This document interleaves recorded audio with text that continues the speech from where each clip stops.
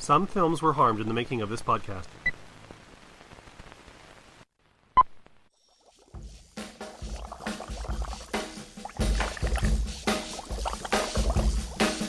I was working in the lab late one night when my eyes beheld an eerie sight. For my monster from his slab began to rise, and suddenly, to my surprise, He did the mash.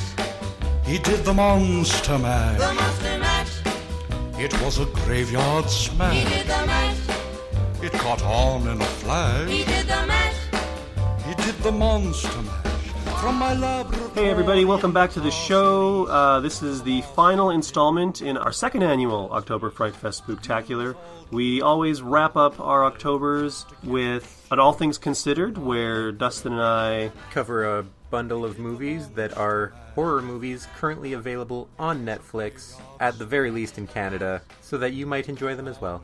The idea being, of course, when I was a kid, when Halloween would come around, there was always a rush to the video store to find, like, the couple of movies that you wanted to see. Of course, when I was a kid, we didn't have digital downloads and streaming services, so with that change, we decided that Netflix was probably the next best thing and something that kind of everybody has, and yeah. Or at least that most people have. Most people. I mean, I suppose there's also Amazon Prime and Hulu and... We'll see how that goes down in the next year or two. So before we get to the actual recommendations that Dustin and I have, we wanted to do a couple shout-outs, and then we also wanted to just do a quick recap of the Fright Fest to date. So we'll start with the shout-outs. Dustin? Thanks to Nick Matteo, horror legend AJ Rabies, and Stacy Long for keeping the conversation going on The Thing, which seems to be the one that is our most popular episode. Probably because it's the best movie. We've even gotten enough conversation going to get Trolled, who's been subsequently banned, so we're important enough to waste time on, so there you go. I think the argument could be made that if anyone's just listening to our show in general, we're important enough to waste time on. But that's a special wasting time when you're on YouTube commenting. No offense, I guess. We also want to give a shout out to Underhood, who gave us a comment on King Kong. It's been nice. We've been getting comments on other episodes other than The Thing. Such as Megrathy and Zero commenting on Alien. And most recently, this is going to be a hard one, Sparks who recently commented on La Jetée. And judging by the comments that we've seen recently, you've got your La Jetée situation all sorted out, so thumbs up to that. And hopefully you enjoy it as much as we did, or more. Also, just want to point out that all of these comments came off of the YouTube channel. I guess it's kind of a place to promote the YouTube channel, to say, hey, check out our YouTube channel. But also, we would love to get, more comments on the Facebook page, the Twitter account, all the other social media. Like, join the conversation and get a shout out on the show. What could be better than that? So for a quick recap of the Fright Fest so far, if you're listening to this episode and you haven't listened to the previous 4 weeks, the October Fright Fest, we usually come up with a horror theme and we run with it, and this year's theme was foreign horror movies that were remade a year or two afterwards in Hollywood. That was never part of my criteria, but it turns out they were all literally made within like a year to 4 years of each other. Like, it was ridiculous. That's pretty much... There's a certain time around the 2010s when it seems to have started that you just remake everything. Well, at least in the 2000s, where you just remake everything that was popular in Japan, or then it moved on to Europe and all these other horror movies. Yeah, basically if there was like a strong horror effort in some other country, like there was the J-horror, there was the French extremity, Hollywood latched onto it and tried to port those movies over here to mixed results. So the first set of movies we did was Record in Quarantine, which was a Spanish film remade in like 2008 or 2009, I can't remember. Second one was Let the Right One In, which was remade as Let Me In, a Swedish film remade in Hollywood. And that was followed by A Tale of Two Sisters and The Uninvited, which was a Hollywood remake of actually the most popular Korean horror film. And then you've got the French/French-Canadian film Martyrs, which was remade into the Hollywood Martyrs.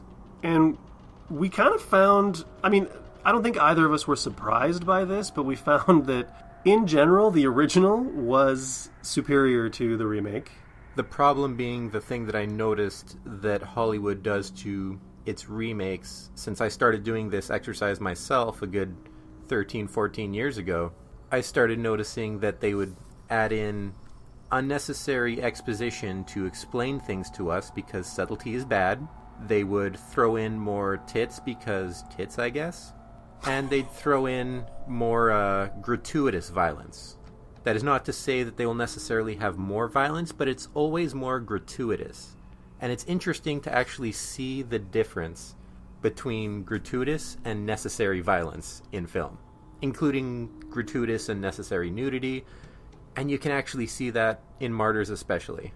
One of the things, I felt very much like, when we were calling stuff like that out, I felt a little prudy, because it was like, oh, this one has, this is a hypersexual version of this scene, and it's like, we had no problem with kind of like appropriate violence and appropriate nudity, and like even in context. I mean, there's a certain, if you're doing like a slasher film, that's kind of one of the tropes. You have sex, you die. And you accept that, and it's there, and you're gonna you expect to see naked campers or whatever it is, but we did having them back to back in particular. You really noticed how cheap it was. Yeah, just the difference in kind of perspective and approach, and it just really made it conspicuous. And even in the very best of them, the American remakes still just kind of went that extra little bit. Another thing that we found interesting, with one exception, we found the American remakes to be perfectly serviceable horror films. They weren't terrible movies. They just didn't really stand up to the quality of what the originals had achieved. They were all run-of-the-mill or slightly above average what you'd expect. And like Let Me In is a beautifully shot film. They took a slightly different tack and they committed to it. That was great. It was just, they missed, I think, a few points. And it was kind of the same thing with the Uninvited, where they put a little bit of a twist on it, but it didn't completely, grab you the way A Tale of Two Sisters did. But then it had kind of a neat twist at the end, which serviced the new angle that they were taking. You can appreciate that. Yeah. And the only one that really fell in the shitter completely was the Martyrs remake. And I believe we've gone on plenty enough about that. I do think our Martyrs episode is one of our better episodes, and it is a movie that's difficult to watch for people who have empathy. It's a very intense film, followed by a very crappy film. And if you're not going to... I think if you're maybe too sensitive to see the film, listening to our episode is probably a really good way of kind of wrapping your head around it. Maybe even preparing you to try out the film. Because this is a movie that we really, really enjoyed is the wrong word. We really respect. We really liked. I enjoy it. I don't care what anyone says. I, for one, am of the opinion that art makes you feel something, and it's good art if it makes you feel. Doesn't matter what that feeling is. Unless that feeling is anger that you had to see it in the first place. That's just a bad film. That's bad art. Overall, I think it was a really good October. The last 4 weeks have been really great, and actually record-breaking. We made 3 personal bests this month, far as the reception that the episodes have had, our metrics and stuff, and that kind of, warms the cockles of our hearts. Perhaps in the subcockle area. Perhaps. Maybe in the liver. Maybe in the kidneys. We don't know. So thanks everybody for coming out and checking out these episodes. If we've got nothing else to add there on the recap, we can jump into our recommendations. So for the recommendations, Dustin and I have each picked 2 movies, as previously stated by my esteemed co-host. They're all available on Canadian Netflix, possibly on other Netflix regions. You'll have to check for yourself. I think traditionally, Dustin starts. For the most part. This year I'm going to go with a couple comedy horror films, since that's actually most of what I've seen when it comes to horror that wasn't for the show itself. Quite frankly, I don't really find horror movies scary. I haven't for a long time. I think I might be a little bit jaded or psycho, whatever you want to say. But this year I'll be starting off with What We Do in the Shadows, which was directed by Jermaine Clement and Taika Waititi, which I hope I'm pronouncing right. When you get 3 vampires in a flat, obviously there's going to be a lot of tension. I'm a vampire. Vampire! Vampire! You want to draw attention to this house? Got a whole documentary crew following you around. I'm gonna kill you! I'm already dead! Trying to attack me. Use your legs. Wow. What the f*** you do that for? Hey, don't swear. What are we? Werewolves, not swearwolves. It was released in 19th January 2014 at the Sundance Festival and is a New Zealand comedy horror and was very well reviewed pretty much anywhere I'd seen. I picked it up randomly and saw it sitting around in the hotel one day at work, working out of town, and I was not in the slightest bit disappointed. The premise is that you've got 4 vampires of assorted ages, ranging from 180 some to 8,000 or so, all sharing a flat down in New Zealand, and for whatever reason, they're doing a little documentary on themselves. And it is just utterly ridiculous. There's a big festival, dance, ball, masquerade or something at the end, and the crew wanted to capture that, so they insinuated themselves into this flat situation with these vampires, if I remember correctly. I, for one, do not remember correctly the exact reasoning, but the reasoning isn't important. What's important is just seeing their daily lives, which are, they're mundane while being extremely out there at the same time. They have a rivalry with the werewolves going on, and the werewolves are, there's supposed to be a spin-off movie featuring the werewolves called We're Wolves. And Rhys Darby is the leader of them, and I just love him in everything that he's in. I love his delivery of every line. We're werewolves, not swearwolves. You have the one vampire who has a thrall to get them all supplies, but who he's not turning into a vampire, much to her chagrin. You've got the good friend who's invited into the group that everybody just decides that they love. And he's going to remain a human, and he's just... Doesn't he, like, taste or smell super good or something? He is awkwardly in there, simultaneously worried that he's going to get killed. You've got the jealous vampire who goes out just messing things up for everybody. And it becomes a very dramatic sort of Big Brother TV show situation where you've got just unnecessary drama. You've got the behind the scenes as they're talking in their little individual rooms to the camera, and it all works. It all works very well, and I look forward to any sort of sequels and spin-offs that I keep hearing that they're planning, including a TV show. What? I didn't hear about that. I quickly skimmed that they're planning on doing that, and I would watch the crap out of that. I will be tuning in. I will be in line for that, absolutely.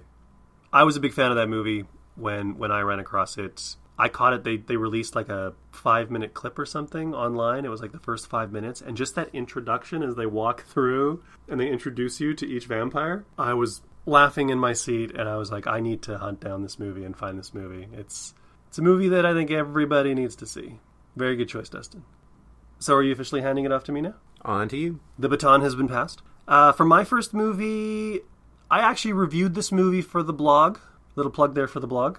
Hint, hint, wink, wink, nudge, nudge. fycshow.wordpress.com. But most likely, no one has seen it. So I felt very comfortable bringing the movie in for this very special episode of All Things Considered, our Anthology of Horror. I forgot to mention that at the beginning. Our Halloween All Things Considereds are anthologies of horror. Anyways, my first movie is a 2016 British film. It's The Girl with All the Gifts, and it was directed by Colin McCarthy and written by Mike Carey. She saved me, and you're still afraid of her? Yeah, and you should be too. I am producing a vaccine, and she is the main ingredient. What am I? Hope. That's what you are. I just want to live. Everyone wants that. She loves you. The hell is this? The world is falling apart. You can save people, Melanie. You can save everybody. Oh my God.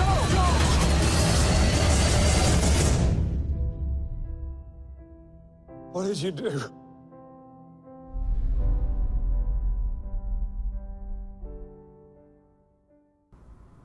Now, a lot of people have compared this movie to 28 Days Later. It has that British sensibility. It has that kind of pacing and that kind of tone that 28 Days Later had. But it's a little bit calmer and it's a little bit different. I really like the take that they have. It's, I guess, a little bit similar in a sense to The Last of Us, where there's like a fungal disease that's kind of ravaged humanity in the future, and there are these pockets of, you know, military bases and specialists and stuff who are trying to figure out a cure to the disease.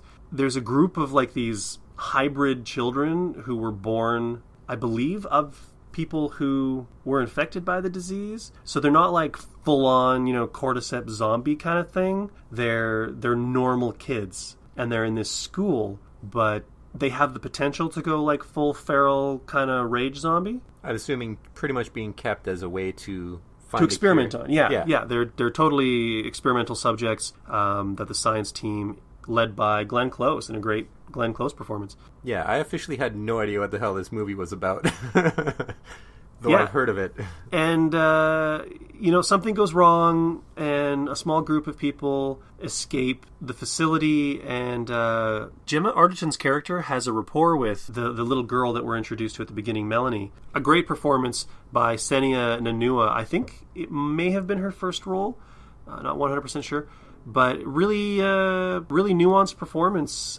She really does both the creepy, like, rage zombie shit and the kind of innocent little girl, because these kids are so naive and innocent because they've been basically raised in this medical facility. They don't really know the outside world, and you can't really blame them for their sort of instinctual craving for human flesh because it's not their fault. But people are scared of them, so they take her with her, and they have to make their way kind of through the city to get to where they're going, and they run afoul of some stuff, and some interesting stuff happens. It's just a really smart, good, well-paced, well-done little horror movie, and I don't think enough people know about it, and it is available on Netflix. Paddy Considine is in it. Paddy Considine is great.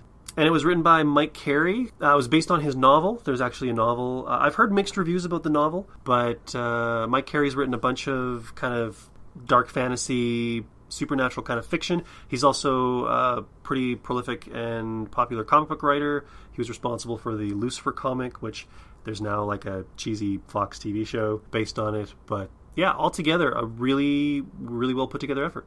And if Dustin has... And one that actually I look forward to checking that out, like, right away here. It's totally up your alley, man. It's... If you liked...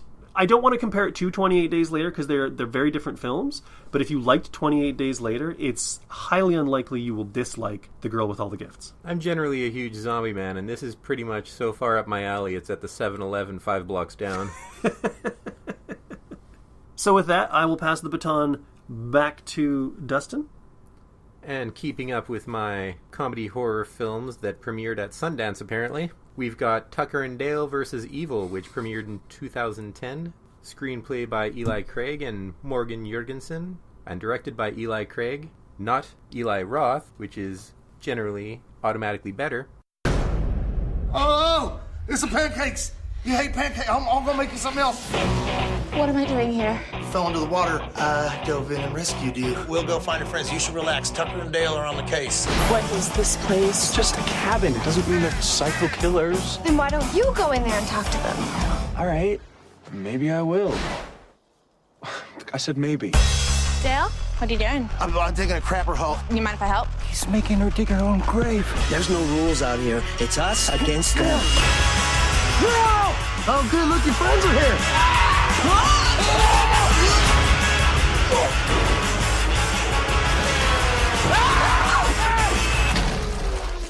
Saw your friend out there. He must be allergic to bees or something because he was running like a bat out of hell. This is a suicide pact. These kids are coming out here and they're killing themselves all over the woods. Oh, my God. That makes so much sense. The girl that we have, she can maybe explain the whole thing. You've got another one inside. Yeah, she's in my bedroom. Let's get you down from there. Wait! Sorry about that. This vacation sucks.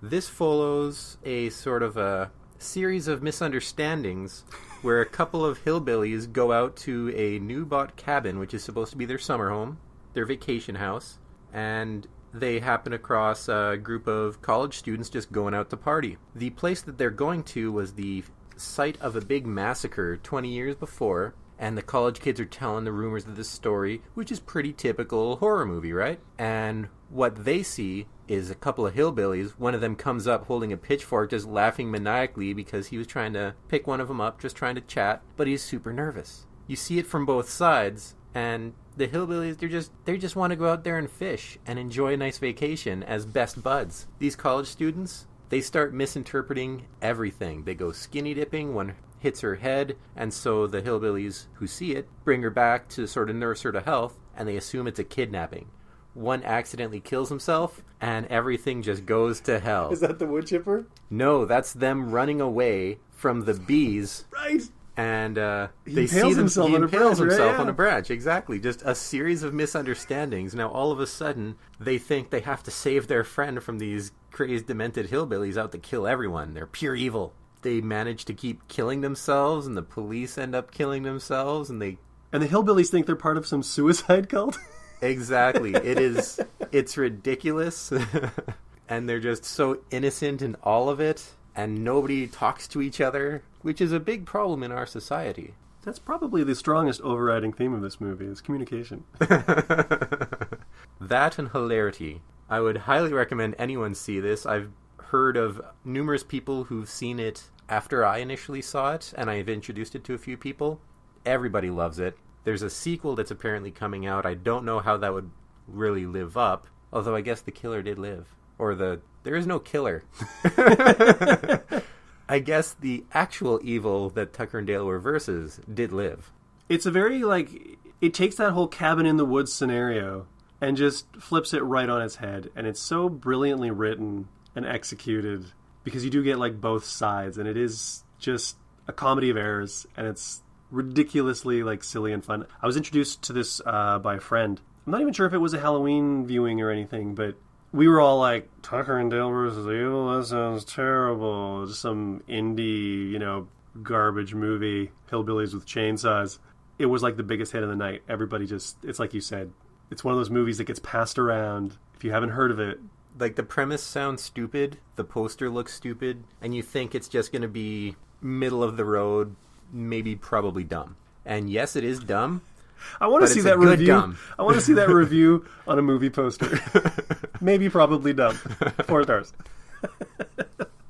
It's an excellent pick. It's probably a great movie for watching on Halloween at a Halloween party or something. It's got that tone. And really, if you're at a Halloween party and you're chatting and you go back and forth, come in at some random point, you're not going to be too far behind on what's going on, and you can still enjoy what's going on no matter where you come in. I think The Girl with All the Gifts is a movie. You kind of got to be there and watch the whole thing. Yeah. So Great. I'll supply the ones that random people can walk in on, and you'll supply the good ones that you actually watch the whole thing. I may have just negated my previous choice by qualifying it that way. No. There's a lot to be said about a movie you got to pay attention to. Those are the ones that become the best. Mine don't win any awards. For my last movie, it's actually... I would consider it a bit of a combo between both of what we're sort of talking about. The silly kind of slasher, it's fun to just have on and watch with a group of people, but it's also clever enough that I think you sort of have to pay a little bit of attention to it. My second pick... Wow, this is it. We're done after this. My second pick for... A nice short episode for you people who sat through the last one. For which I will not apologize. My second and last pick for this anthology of horror is actually Wes Craven's last film, Scream 4. Obviously directed by Craven and written by returning writer and creator of the whole Scream concept, Kevin Williamson. Robert's residence. Welcome home, Sydney. You're a survivor, aren't you, Sydney? What good's it to be a survivor if everyone close to you is dead? You can't save them. All you can do is watch.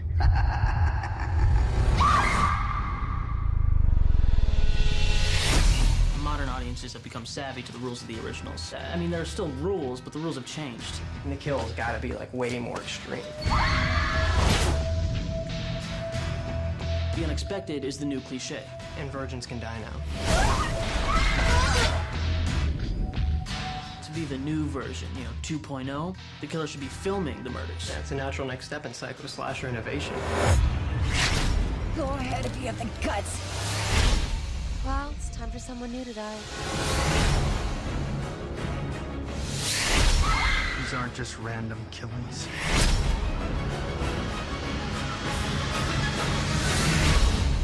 There's something really scary about a guy with a knife who just snaps.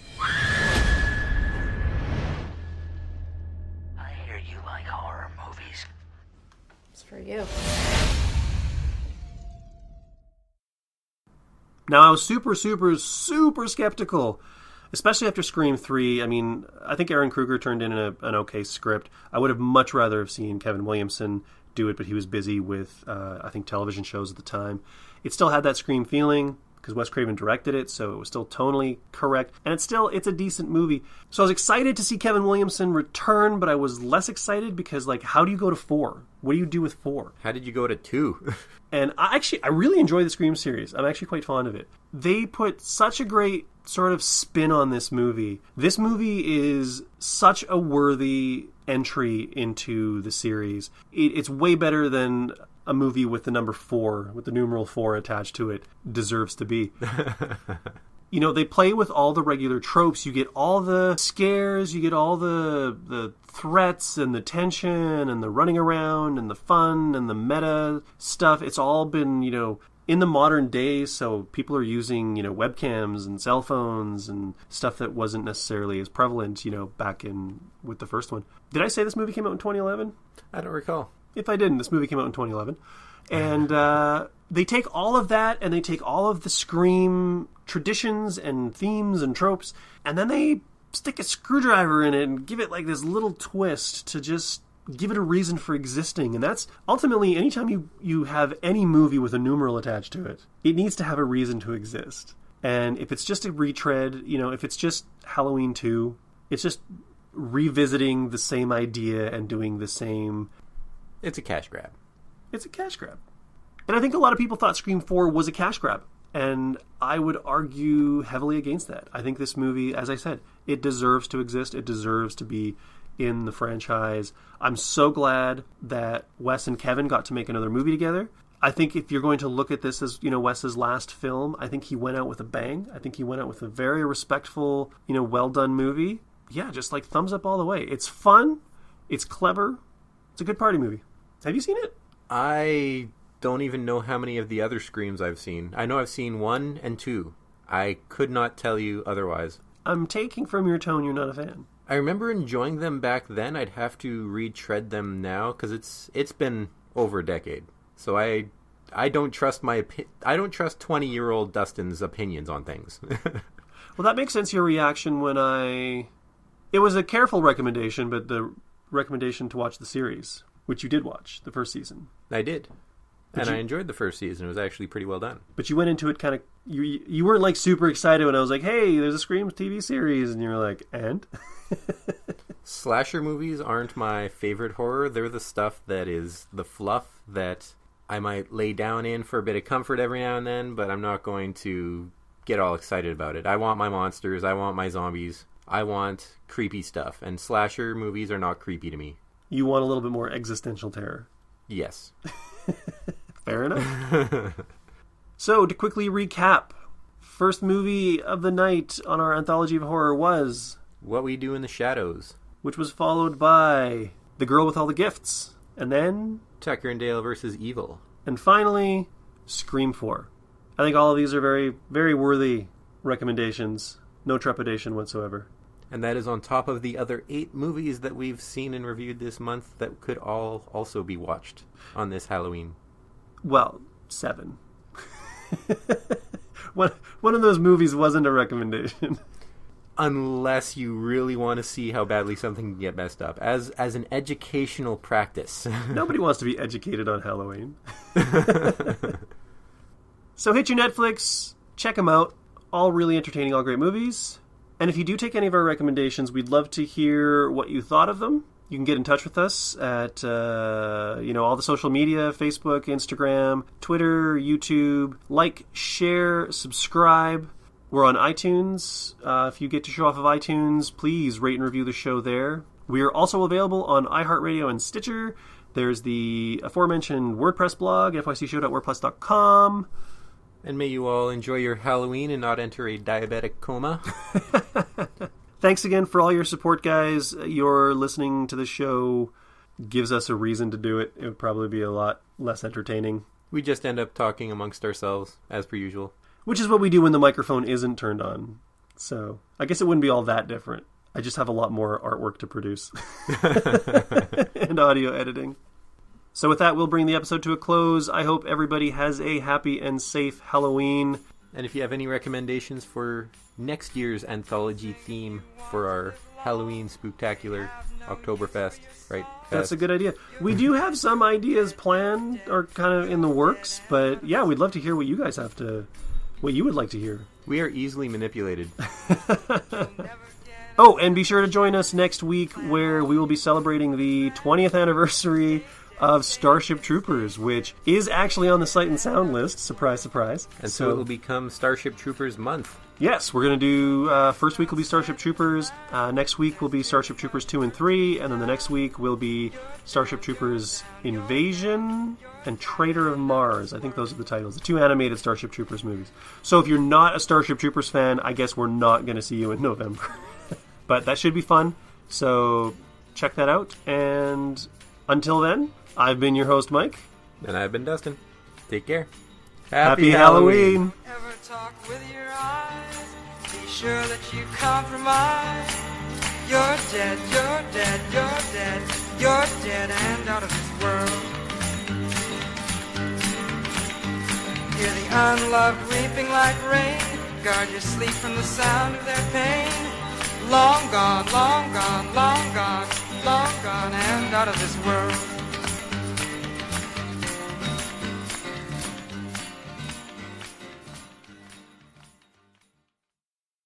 And thus the interesting story concludes.